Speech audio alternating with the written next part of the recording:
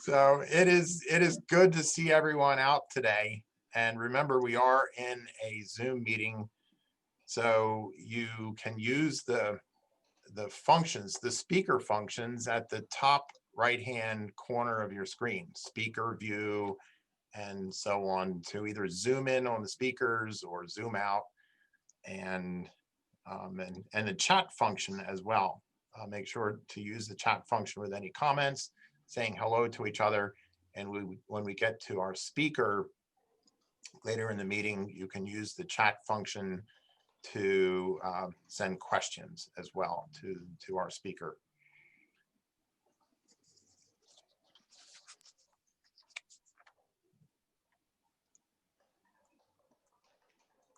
So we're right at 12 noon. Yeah, there we go. It is a beautiful sunny day, and there are exciting things happening here at the Rotary Club of Harrisburg. Club number 23 in all the world. Hang on to your hat. We have a jam-packed meeting today. Here in Rotary, November is Rotary Foundation Month, and we'll be featuring news and notes about the Rotary Foundation throughout the month of November. But let's open our meeting today with an invocation from Steve Swartz. Okay, everyone, let's pray. Dear Lord, thank you that we can all be together today. Thank you that Bob can join us and that we can see so many wonderful smiling faces. We know this has been a very challenging year and we miss being together face to face. We know that many of us are dealing with things that we haven't had to deal with before. And we also know that this has been a very contentious season for our country, especially this past week. So we pray for unity and ask that you guide each of us as Rotarians in how we can be leaders and bearers of light and compassion and caring and working together in these challenging times. In your name, amen. Thank you, Steve. Adeline, do we have a song to open with today?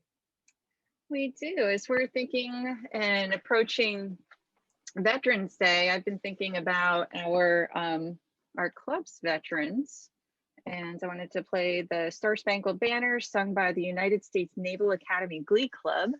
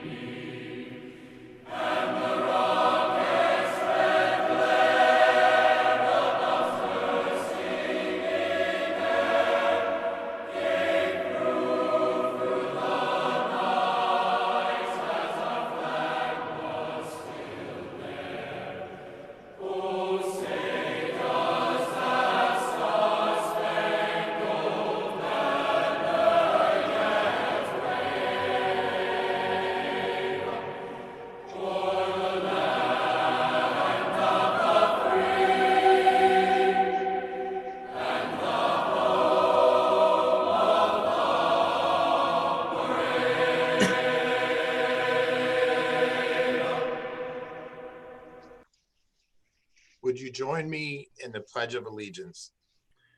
I pledge allegiance to the flag of the United States of America and to the republic for which it stands, one nation, under God, indivisible, with liberty and justice for all.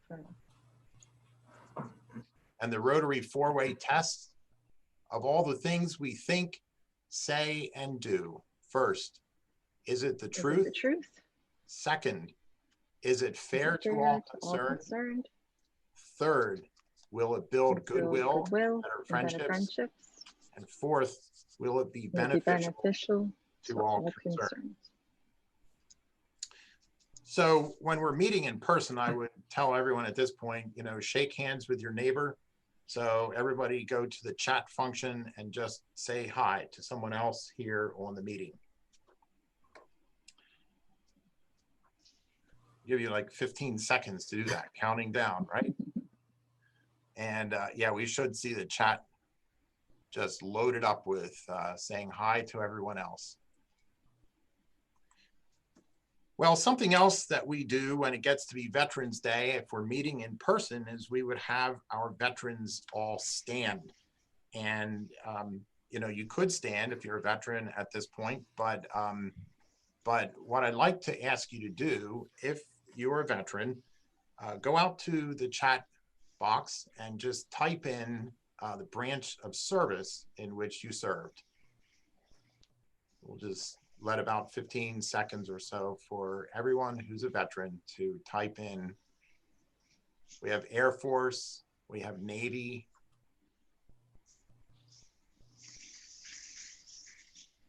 more US Navy. Navy is, you know, kind of winning the representation here. Any other branches of service? I have Rotary Armed Forces pins that you can wear on your lapel. If you don't have one already and you have served in the armed forces, please send me an email and I will mail you one of those pins. Great, thank you, Adeline. And thank you so much to all of our veterans. Let's give them a round of applause of appreciation for all the service that they have done. Thank you for your service. And we appreciate that more than you will ever know. Well, speaking of veterans, a number of years ago, our club really, you know, became involved in the Pennsylvania Wounded Warriors Project. And we have a very special guest today, Lieutenant Colonel retired Frank Sager, to give us a short report on Pennsylvania Wounded Warriors. Hopefully everybody can hear me, and thank you for allowing me to join your meeting. First, I really just want to thank Rotary for what you actually represent and the mission that you continue to fulfill. I know that we've all gone through challenges, not just in the past year, but also through this election. So, you know, when you go back and you look at your mission statement and what you represent, I think that's some of the best aspects that American citizens have the ability to offer. And of course, all of us at Pennsylvania Wounded Warriors, Inc. are very appreciative of your ongoing support year after year.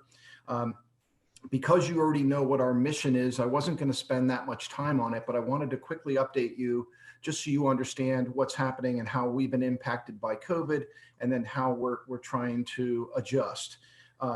I can tell you that the donations that we receive from golf tournaments and that sort of thing, you know, is definitely down because a lot of our events are in person, so we haven't been able to really do that.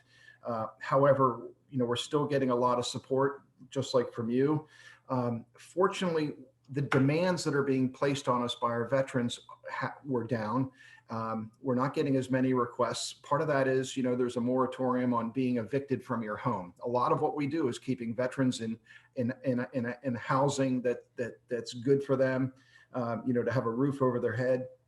And also underneath the CARES Act, you know, the utilities weren't able to shut off a veteran from power or water or light. So in certain respects, while our contributions are down, the demands on us are down. However, that leaves us with other things that we have to focus on. Veterans in need, you know, veterans in isolation. We're all social animals. And so we've been trying to figure out, how do we do more of a reach out? We normally have a gala every year. It's our only event. And last year, I want to say we had 55 wounded soldiers there. Well, we couldn't do that this year. A lot of the veterans are in a high risk category just because of the nature of their injuries, whether it be brain or other impacts from their service. So we've been trying to do a little bit more of a reach out. We usually give them we call them swag bags. So we shipped swag bags as if the event still had occurred. So we're still trying to do our outreach, and that comes to my ask of all of you. There were a number of veterans in the room because I saw the chats pop. If you know a veteran in crisis, please get them to us. We are a 24/7. You know, we return all the voice messages that come in automatically, gets translated to our computers, and I get them on my iPad. But if you know of a veteran in need, please get them to us or get them to get some assistance. And those in isolation, we're still trying to do more of an outreach feature. We're actually rebuilding our website right now to try and be more supportive. But we appreciate you recognizing the veterans in the room and on the chat. We appreciate what the Rotary has done to support us, and we're just blessed to have partners such as the Harrisburg Rotary. So thank you very much. Great, thank you. Thank you for that report. Let's give him a round of applause. Again, if you'd like to know more about the Pennsylvania Wounded Warriors Project, I believe you can see John Hickey. John, you're involved. If you are, shake your head. Yes, that's right. Joan Prescott, two good people to reach out to regarding Pennsylvania Wounded Warriors. We have a couple of service projects coming up. Oh, what is this? You know, as I look out my window here, there's a tree that turns this color this time of year, and the leaves are down already. And it's such a shame. I just love this time of year, the fall colors, and so we decided to leave this slide up an extra week. So thank you, Adeline. Let's move on to our service projects. Absolutely. Service on a Monday coming up, November 23rd. We will be helping to put together welcome packets for the Dauphin County Library. If this is even half as much fun as the dictionary project was a couple of weeks ago, we are going to have a good time. But remember, you need to RSVP. What will happen if you don't RSVP is you won't have any lunch that day. Lunch will be in boxes. And so when you go out to the online registration on our events calendar, make sure to click that blue button that says select your lunch preference. Later that same day, November 23rd, we will be once again helping the Central Pennsylvania Food Bank to pack boxes of food, and make sure to register there. Something really special on the November 23rd event is that we will have our youth exchange students, our outbound students, will be joining us that evening. So if you'd like to meet them and get to know them, make sure you sign up and register for that. Now, if you're coming out to help pack boxes of food, again, make sure you wear your Rotary t-shirt. These are great t-shirts. They even work well in a suit, as you can see. And although I'm not taking any votes today to see, but there they are. If you don't have a Rotary t-shirt and you're signed up for a service event, make sure to reach out to Adeline so we can get you suited up for that.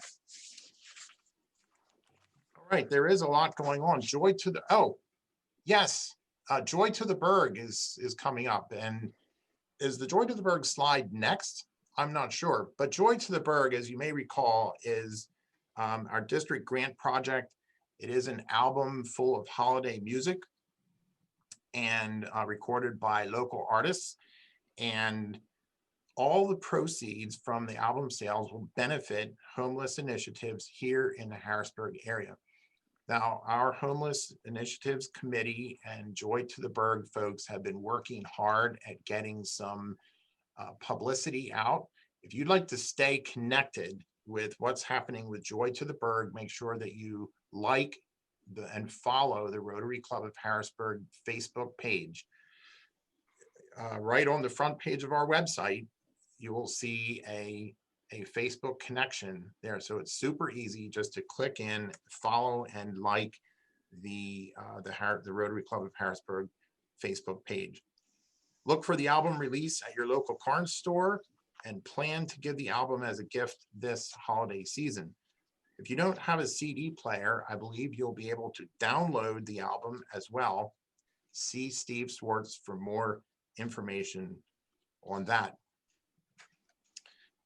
So we have a fascinating program coming up here called Expedition Chesapeake. And John Moorfield today is going to give us a few bullet points of what to expect in Expedition Chesapeake. John, I think there's actually going to be some local celebrities involved in that panel discussion. Well, that's true. And before I get started, I just wanted to do a shout out to Frank Sager and Notre Dame's win on Saturday night. I think that was fantastic, and I'm sure he was celebrating. I hope your mother's doing well too. I just wanted to indicate there really are a couple different events taking place with regard to Expedition Chesapeake on essentially the weekend of December 3 through 7. The two events, as sort of outlined here, are a panel discussion and a viewing of the movie digitally. Beginning on the evening, midnight of December 3rd, through and including the midnight of December 7th, those that register will be able to get a digital ticket to the movie Expedition Chesapeake, which was put together by Michael Haynes, a former member of our club, but also the executive director of the Whitaker Center. And as he was proceeding to his emeritus status, he began this journey of putting the movie together from a passion of his. And I would say that that conversation has led him to really sort of put together a very thoughtful movie, which I think you'll all enjoy. The reason for the broad window to review the movie itself as a digital ticket is that it is being opened up to the members of the school districts within the capital region, specifically Steele High, SciTech, the Nativity School, St. Stephen's, Bishop McDevitt, are all in on watching the movie, some of which in a hybrid learning environment on Friday and on Monday. You're able to view that ticket, view the movie yourself from your home. Alternatively, if you wish, you could view the movie on December 6th at the West Shore Country Club. I think there's a sign-up link for that as well. One of the members generously donated the event to the club. All that is capped together by a special Rotary meeting on the 7th when Mike will introduce in a panel discussion the behind the scenes of making the movie. What wasn't seen? What were the decisions made? And then moderated by Alicia Richards, joined by Secretary of DCNR, Cindy Dunn, as well as Joel Rotz, key government liaison representative for the Pennsylvania Department of Agricultural Society. And this moderation will take the place of the normal Rotary meeting so that you can understand not only the behind the scenes of what the movie is about, but potentially consider why the state of Pennsylvania is in the middle of a lawsuit with our southern bordered friends in Maryland and Virginia. The underlying discussion will be part of the consideration of the panel discussion.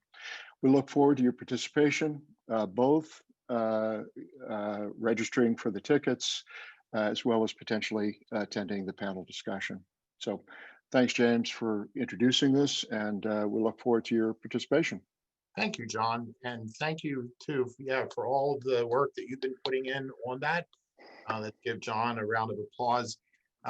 It really is a program that you don't want to miss. It's Expedition Chesapeake has been a long time in the planning, and we are so pleased to be able to bring that right here to the Rotary Club of Harrisburg. At that screening event, there will be drinks and snacks provided, and we will be following COVID-19 protocols as well. So this week's lunch money is being donated to the Central Pennsylvania Food Bank. If you'd like to make an additional donation, or if your lunch money is not included in your dues, head out to the Central Pennsylvania Food Bank website and click the Give Hope Now button, and you can make an extra donation there as well. thank you so much to everyone for your ongoing engagement, your support. We want to give a shout out here to our corporate members for their ongoing support. We appreciate that tremendously. Thank you so much. But one of the opportunities that is so much fun is to be able to get to hear from our members in a meet the member kind of presentation. And I had a great opportunity to chat with Janet Donovan a number of months ago, and it's just, we're looking forward to her meet the member presentation here today. So where are you out there, Janet? I'm out here. You're right there. Thank you, James. Very much appreciate the opportunity to talk to our Rotary Club today. I wanted to start just by giving a couple of shout outs.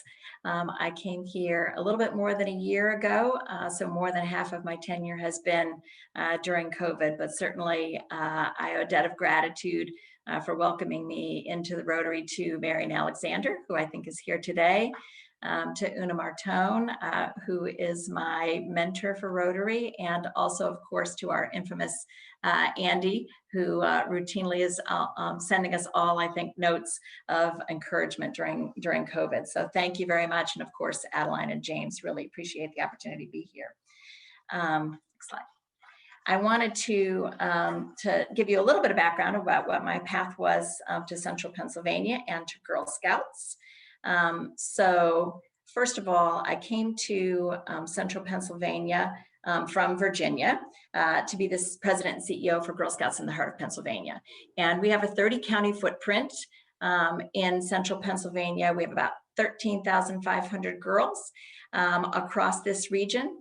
We also, as James will know, sell cookies on a regular basis during cookie season.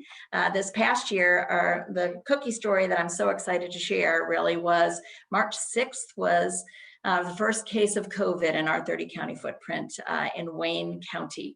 March 7th, Girl Scouts in the heart of Pennsylvania accepted 2 million packages of cookies. We were scheduled to have 3,000 cookie booths across our footprint, and we did not get to have one. So how do girls sell 2 million packages of cookies? Girl Scouts, we have basically the largest female entrepreneurship program in the world, and Girl Scouts really did the job of what every small business and entrepreneur is doing in America, which is pivot to digital, figure out how to do different marketing and contactless delivery. And at the end of the day, we sold 1.96 million of our 2 million packages without one cookie booth. So proud of what our girls were able to do. And that's one of the reasons that I am in Central Pennsylvania, really, is to empower the next generation of women. I started in the Navy. These are pictures of me. When I came into the Navy, the opportunities were very restricted for women. I was an attorney. I'm an attorney. I spent 31 years in uniform. I started out at a time when women really couldn't even go to sea. These are pictures of me with my paralegal to the left. And she as well spent 30 years in the Navy. That is on board the USS Acadia, which was then a tender, and we went out to do things in the middle of the Pacific, and I was on one of the first ships to go with women into the Persian Gulf. That's me in my retirement photo. I retired as the Deputy Judge Advocate General for Reserve Affairs and Operations and as the Deputy Commander for Naval Legal Service Command, basically helping run a 2,200 person worldwide law firm. I'm very proud of my military service. And because there were so few opportunities for women when I came in, I'm passionate about really helping the next generation. So Girl Scouts was a great place for me. To give you an idea of the male-dominated world that was mine, in this junior photo of me, I was one of 46, I was the only female officer in 46,000 sailors in Amphibious Group 3. This is my mission moment, which we use in Girl Scouts. These are my girls. The oldest daughter is up in the upper left-hand corner, Kate. And this is a picture of her as a brownie in Seoul, South Korea, which is where we were stationed at the time. One of the reasons that we wanted to enroll our girls into Girl Scouts was because I knew wherever in the world they went, they were going to be able to join Girl Scouts and have that similar activity. This is my husband and I, our 11th move is coming to Pennsylvania. So really happy to be here. In the lower left is, in the purple puff coat, is my daughter, Jackie, now 28 and a clinical psychologist. And the two pictures to the right are up in the left, up in the upper right is my daughter, Bridget, now who works for U.S. Special Operations Command in Florida for the Air Force as a civilian. And it is her troop in the lower right. And of those girls, the key piece here from a Girl Scout perspective is that they all still are so closely connected. And the things that they shared over the course of their Girl Scout career is so closely parallels what Rotary is about in terms of developing friendships that last a lifetime. They still are friends all today, even though they're dispersed all throughout the country, and they helped one another through all kinds of tragedy, to include the death of one of their mothers of breast cancer, a major heart attack and loss of a house of another, the stripping of parental rights, and move to a grandmother's house of yet a third. And they all went on to college with the exception of one, all fully employed now and working all across the nation. And that really was, from my perspective, the power of Girl Scouts that I hope to bring here. So I wanted to also just recognize Veterans Day this week, of course, being a veteran myself. And these are my family members who are veterans. My dad in his Army uniform post-Korea, and my mom's father and her two brothers, all of whom served during World War II, each in a different service. So one in the Marine Corps, one in the Army, and one in the Navy. And thankfully, they all came home. I did just want to acknowledge that we've had 4 million people serve in uniform over the course of our nation's history. I was very proud to be one of them. And currently there are about 800,000 veterans in the state of Pennsylvania. About 65,000 of those are women, which might seem like a small number, but that's actually more people than there are in the entire Navy Reserve. And I wanted once again to just emphasize the common values that there are between Girl Scouts and the Rotary. So I was so happy to find a home in Rotary. And once again, thank you to Mary and Alexander for bringing me here. The 4-way test, as I look at that and see those commonalities of being honest and being fair and developing that friendly and helpful attitude where we're looking to be something that brings the good of all. And so at this point, I have one last ask. And that is, over the course of these many months while we've been in COVID, I'd looked forward to having in-person meetings, as have we all, where I would have really gotten a chance to know you. Virtual has sort of denied us all that opportunity. So I'm hoping over the course of the next few months to be reaching out to you individually and maybe take a 15 or a 20-minute phone conversation to find out about you now that I've shared my background here, so that I can get some background with you. I will say I'm so pleased that Nancy Venner, who was a Rotarian and the executive director of the Leukemia and Lymphoma Society, I met through Rotary, and she has now, as a part of downsizing, Leukemia and Lymphoma Society closed their Camp Hill office. And because of Rotary, she has now come to join our staff here as my chief of strategy and policy. So thanks to Rotary for bringing me such a quality person to our staff. And that is all I have for everyone today. Thank you so much, James, for the opportunity. Thank you, Janet. A big round of applause for Janet. It is so, isn't it good to get to know members of our club through this Meet the Member kind of effort that we do. There are more than 150 members in our club. And if you have not been on the Meet the Member rotation, send Adeline an email. If you'd like to get on the Meet the Member rotation, she will get you scheduled, and you'll also be featured on a billboard. So again, thank you, Janet. And if you think about it, everyone send a great big thank you to Marion Alexander as well for reaching out to really get Janet involved in our club. That is the way that Rotary opens opportunities, isn't it? When someone reaches out to someone else and says, hey, you really should become a member of our club. We think you have a lot to offer. We'd like to see you be a part of it. And so let's remember to keep doing that as we go through our days and our weeks.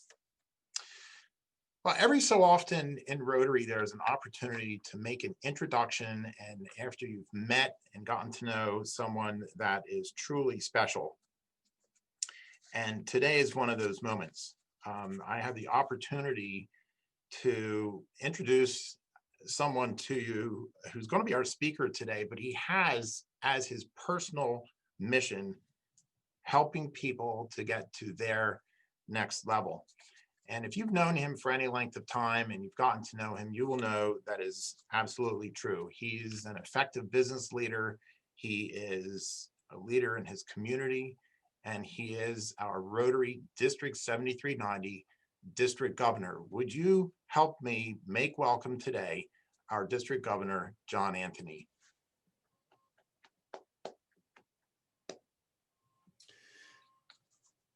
Hi, folks.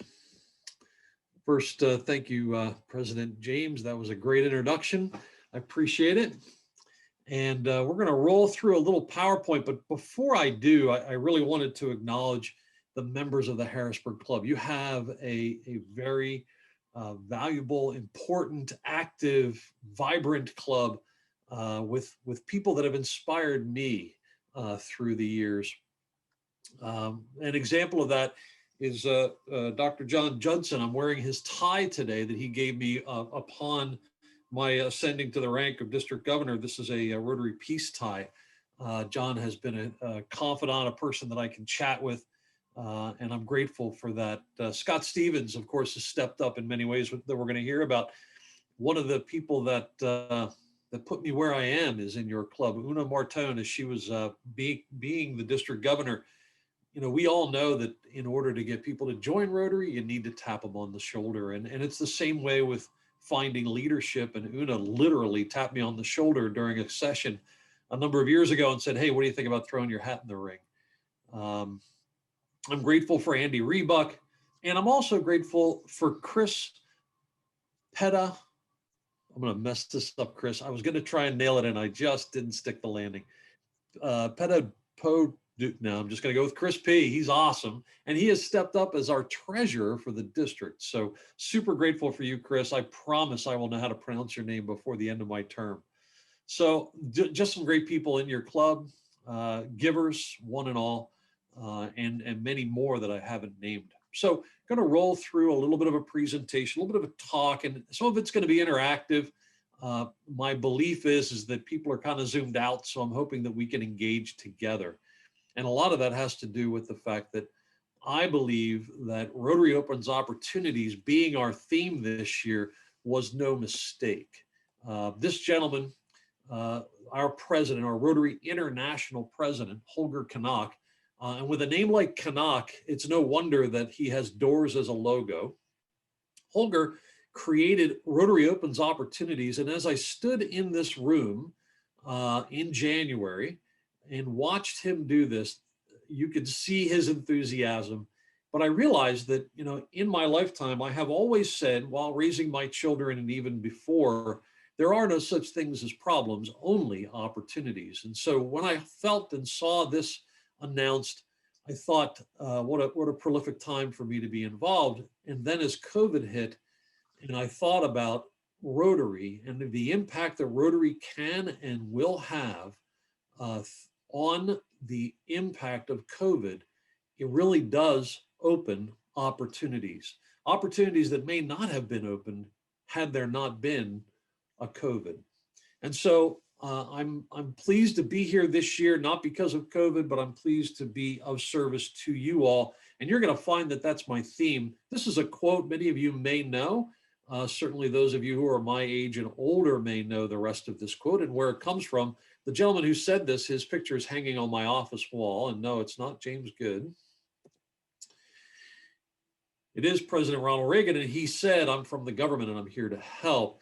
The most terrifying words. And the reason I put this up is because as I spent the last 2 to 3 years traveling and talking to different clubs and leaders in clubs, a lot of them felt that when the district came to talk, it was really a conversation at them, and they felt kind of the way that Ronald was projecting this, President Reagan was projecting this. And so I believe that the district is here to be of service to the clubs, just as the clubs are here to be of service to the Rotarians who are doing the work, who are sharing their gift back to the world. And so I believe that our focus, everything that we do, will be put through that filter. How are we helping the clubs do Rotary the way that they want to do Rotary? And so you'll hear that theme kind of rolling through as I have a little talk with you here today. But first, I want to go through 4 big things that have already happened this year. Things that are big in the Rotary world that have happened just since July 1st, just since James took over. What are the 4 big things? Can anybody unmute themselves and give me one of the big things? James, you can't answer, and I'm not sure if there's any other. Let's see. Believe there's probably 2 past district governors in the crowd today, but I'll take answers from anybody. Anybody? Nary a word. Okay, so I'll lead you with one. It is not very often that our organization gets to say that we have made a country, let alone a continent, polio free. And that was announced in August that Africa is now polio free. We're down to 2 countries. And this being our largest thing, our thing that we go after, our passion, polio free, eradicating polio from the face of the earth, announcing that a country is free, that a continent is free of polio is a big thing. I think you could probably agree. Unfortunately, polio this year have increased over last year. And much of that has to do with, of course, that COVID has taken our focus. And so we're going to talk a little bit about how our district is helping this year to readjust that focus. Number 2 on my list, anybody want to take a shot? Any of the ladies in the crowd want to take a shot? I would say use the chat function because we have everyone muted. So it's kind of like being at the dentist. Oh, I see. Thanks, James. Okay. So I can't see the chat, so I'm going to throw the answer up on the board. And that is the first woman president of Rotary International has been named. This is a big conversation at the zone level. We've been talking about it for years, and it is a big thing. The path to become president of Rotary International is a long, circuitous path. And so women only having been part of Rotary since the middle 80s, it has taken this long for this to happen. There are clubs on earth that still don't allow women to join. And so this is a bigger deal than we can even imagine in a lot of ways. And this particular president, Jennifer Jones, is going to be, well, she is, but she's going to be a rock star as a president. She was a district governor over a district that overlaid part of the US and Canada. She is an amazing speaker. You can YouTube her and listen to her talk. She was actually a keynote speaker at the last zone conference. Jennifer Jones is going to be awesome. We're very excited about her being named. And we're going to have a female district governor the very same year. DGN Juliet Altenberg of the Mechanicsburg North Club will be your district governor the same year that we have Jennifer Jones as president of RI. So very exciting. All right, number 3. This almost never happens. Rotary has modified to add an area of interest. So what's important about this is that when we take grants, many of you know, when we take grants, those grants have to be tied to one of our areas of interest, one of Rotary International's areas of interest. And so to add an area of interest is very exciting. And the particular area of interest that was added is even more exciting. So I'll roll through. I was taught at RLI how to remember the 6 areas of interest. And they are important because as we think about grants, both locally and globally, we need to think about how we can give back and tie them to these areas of interest. So our areas of interest begin with water because everything begins with water and clean water. And if you have clean water, you have a better chance at disease prevention. And if you have clean water and disease prevention, you will have a better chance at maternal and child health. And when you have those 3 things, the next thing that we can focus on is education. And when you have those 4 things in line, economic and community development can be easier achieved. And once you have all those 5 things, well, then world peace has a much better chance. And so those were our 6 areas of interest. Our 7th, the environment. Super excited. It is a global need. And now Rotary clubs all over Earth. You know, we have more Rotary clubs in more countries than the UN.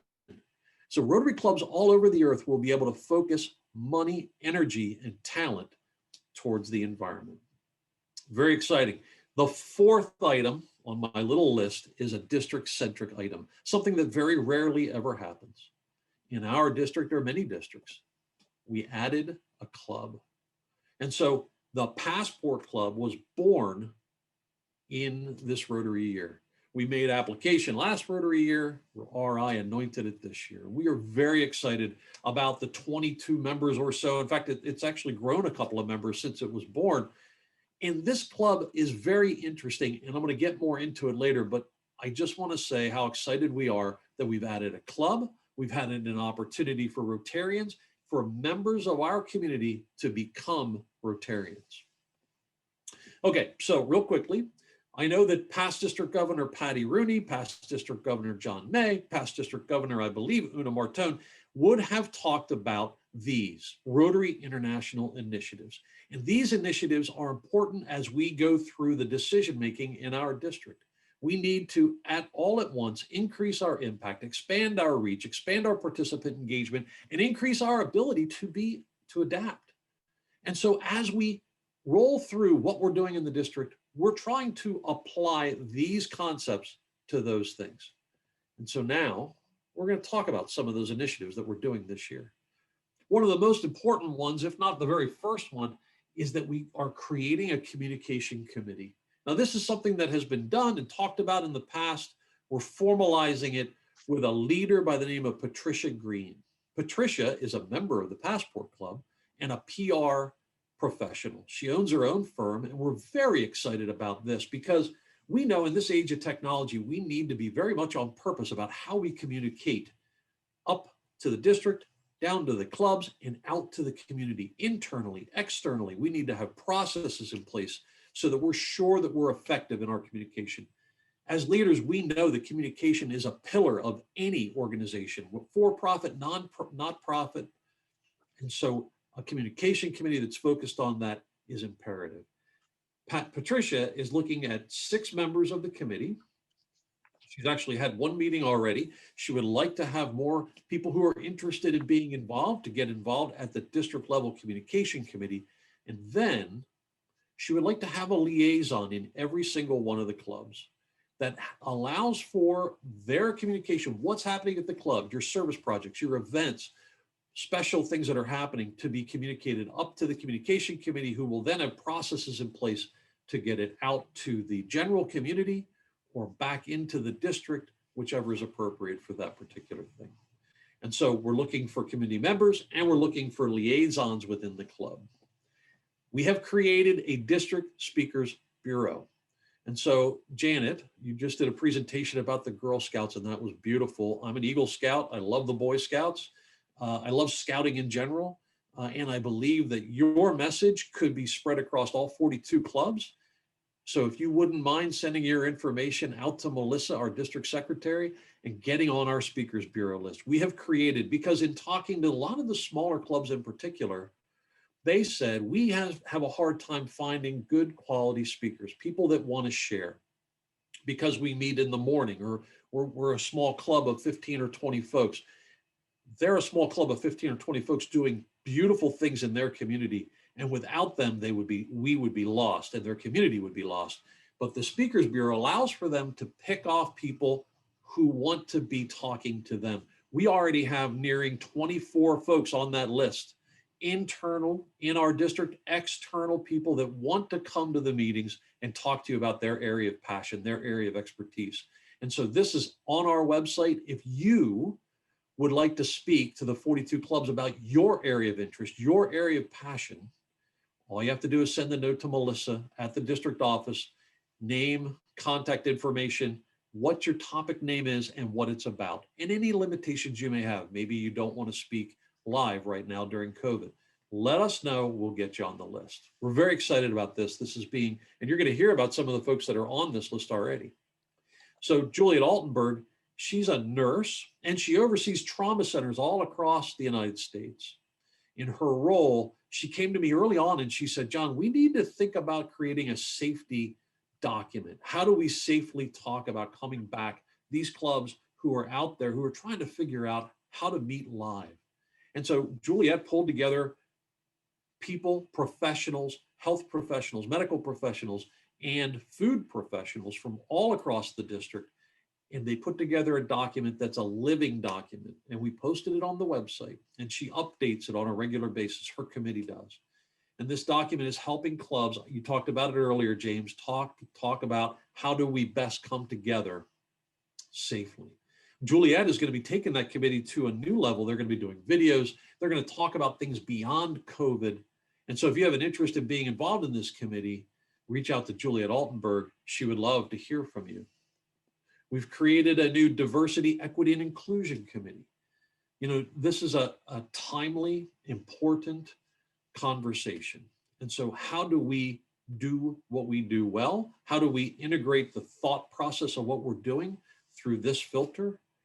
So at the district level and at the club level. So the idea is to pull a committee together, to think through it, and then put out information.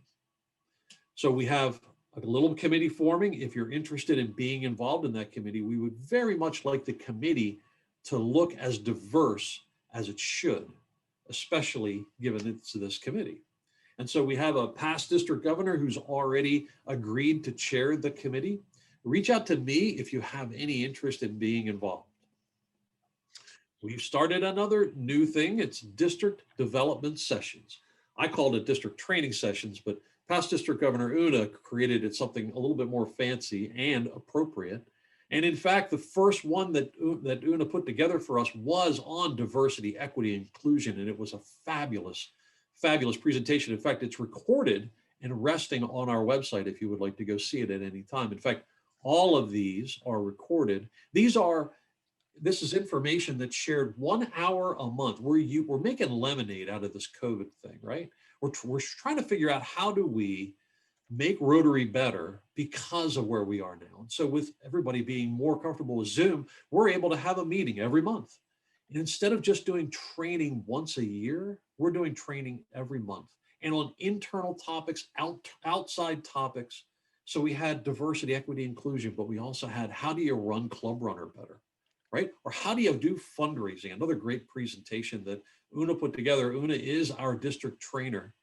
And so there are a lot of great topics. This month is the foundation. Next month, part 2 of the foundation. And here's the thing. You'd think, you know, the requirement is that each club take the foundation training, and this training this month and next month qualifies you for that. But here's the thing. Why would more than one person want to take this education? And the answer is, the more you know, the more you can apply that knowledge to the things that come into your universe. So if you understand how money can get to help problems, you might be able to create a way where your club or partnering with other clubs has the opportunity to apply this foundation money, this grant money to things that are in need in your marketplace.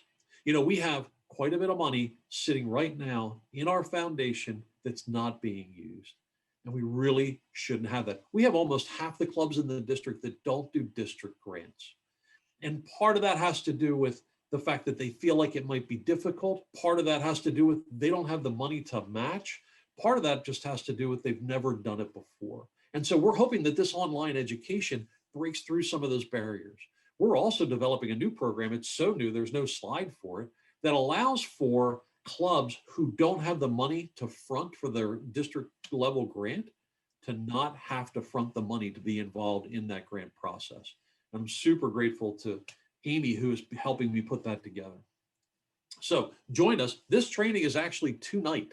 So if you'd like to get online, check your newsletter that came out on Friday, check the website. This is going to be a fabulous training run by past president Amy Spots out of the Mechanicsburg North Club.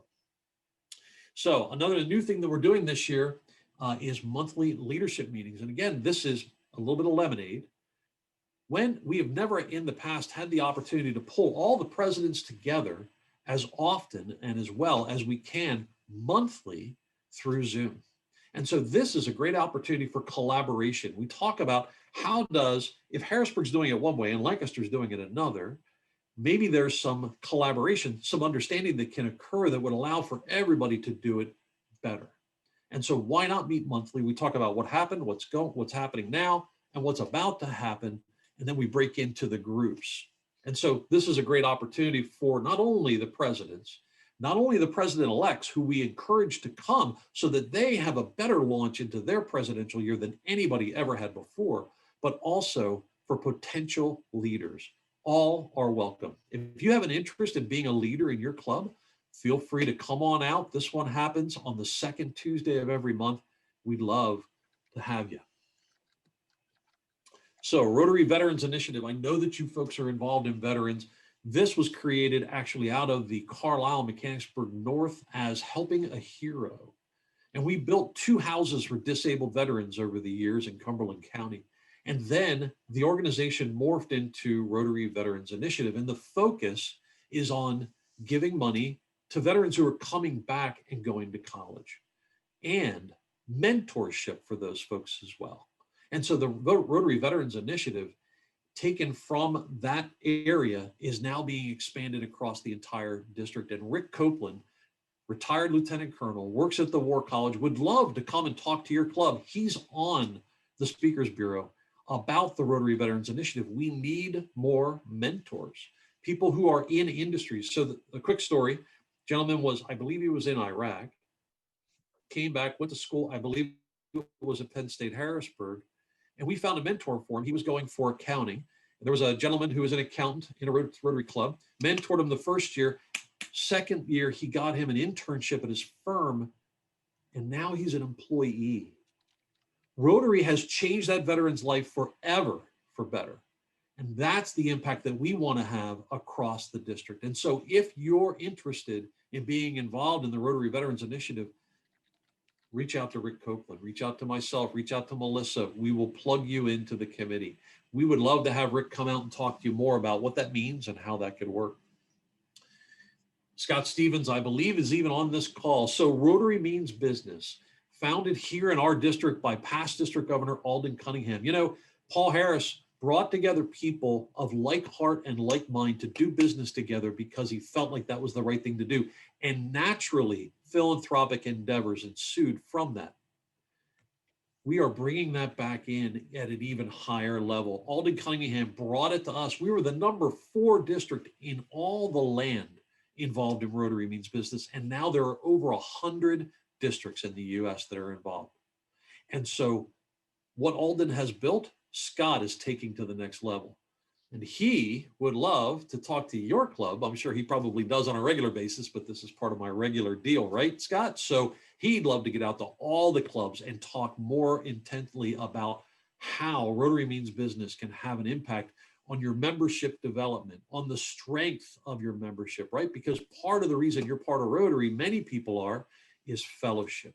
Another part is business. You can either be in business and look to do business with like-hearted, like-minded people, or even if you're retired, you may want to do business and need their services and know that you're getting the services from a Rotarian. When my daughter moved to North Carolina to go to college, I called a Rotary down there, got an insurance person who was a member of that club, and she signed up to do business with them because I knew I could trust them. Interact growth. So this gentleman, Sal Frankie, he actually built or began the process of building an Interact club. The kids kind of took it over, the young adults. They had 75 members of the club within the first 4 months of it being created in East Pennsboro. An amazing opportunity. And so Sal wanted to take it district-wide. We had an Interact club meeting, a Zoom meeting where we had leaders from around the district. We even had interactors on that Zoom meeting talking us through how we might be able to do it better for them, how they might be able to interact with each other. You know, I brought up the idea for them of doing maybe a Facebook, a private Facebook group where they could talk back and forth. And they said, you know, we're not on Facebook except to track with our grandparents, but there may be an online facility through which, so we don't know what we're doing, they do, but how do we best support them? And so that's why we want to focus, the interactors are our future. And so we want to figure out ways that we can help them grow what they're doing, the way that they want to grow it. Next, I want to talk real quick about new club models. This is something, a hot topic that has been a hot topic for a couple of years now at Rotary International pre-COVID. But think about, we're trying to show how we do Rotary differently, right? So the classic model is a great model and nobody wants that to go away. But how do we grow? How do we expand? How do we go outside of, I hate to say outside the box because that's too cliche, but think about vocational-based clubs. These are clubs where people of like mind and like vocation get together and work on their area of interest. So it could be nurses. Juliet Altenberg was working on putting together something like this before, and she'd still like to work on it. In fact, if there's anybody that would be interested in partnering with her to help her get that done, can you imagine nurses getting together over their lunch hour? They're already doing philanthropic work. Why not put the power, the engine of Rotary behind what they're doing? It's the same thing with interest-based. These are popping up all over the earth. Interest-based clubs, people who have a focus on their area of interest, are building clubs centered on that, because people join Rotary out of their passion. It makes sense that we would create vocational and interest-based clubs. Speaking of different kinds of clubs, this is our new Passport Club. We are very excited about this, and mainly because it solves a couple of problems. Past District Governor Una came to me when I was DGN and said, see if you can think of a way that you could build a safety net. You know, there are 1.2 million Rotarians in the world. And did you know that over the last 7 years, we've had 1.2 million people join Rotary? A little quick math will tell you that that means we've lost 1.2 million people, roughly, over the last 7 years, and that's not acceptable. And so how do we fix that in our district? One way is to create a way that people can do Rotary differently. And so the Passport is one of those solutions. I'll give you an example. My wife, God love her, is a 5th grade teacher. And she works from 7 o'clock in the morning until 11 o'clock at night, literally pretty much 5 days a week, if not more. And she can't do Rotary. She can't make a breakfast meeting. She can't make a lunch meeting. She certainly can't make an afternoon meeting, but she's a Rotarian at heart. And she certainly wasn't not going to be a Rotarian while I'm district governor. This was an opportunity for her to be able to join. The Passport Club meets twice online every month. And then the other 2 times they can go out with their Rotary Passport and visit the other 41 clubs in the district. Find out what they're doing. What kind of service are they doing? What kind of initiatives are they working on? Where is their passion? And then they can plug into that. So we're going to save people who are leaving Rotary by giving them the opportunity to be part of a club that doesn't necessarily meet when they're having a problem meeting, right? We've lost members in my club because they had children and they had to stay home with their kids and they couldn't make the meetings. Or they've kind of aged out. They went to a place where they can't leave anymore. They're living in a home or what have you, and they feel like they're disengaged. This is an interesting club because 60% of them are brand new. They can't even spell Rotary or maybe even know the 4-way test. But about 40% of them are past Rotarians or Rotarians that were going to leave Rotary that we've been able to save because of it. Melissa Kopp, many of you may not know, she's the president of the club, was never a Rotarian, but has been our district secretary for 10 to 15 years. She was able to join Rotary because of the Passport Club. She wasn't able to make Rotary happen in her life before this. So another example of how the Passport Club can allow for people who couldn't join Rotary to be part of Rotary.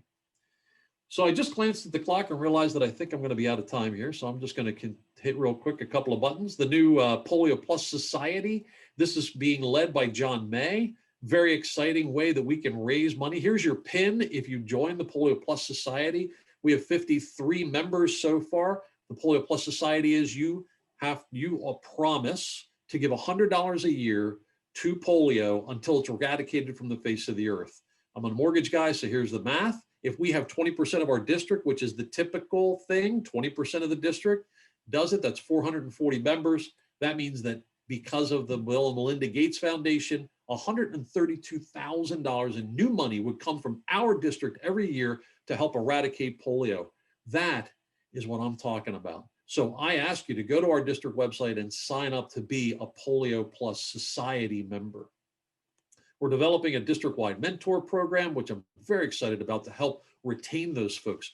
I'm doing a new Rotary vlog. This is a way of communicating. When you follow Patty Rooney as district governor, who is the most prolific author I've ever met, you don't write, you do videos. And that's what I'm doing. So go to the district website, go to our Facebook page, interviewing some really interesting and cool people about Rotary, about their passion in Rotary.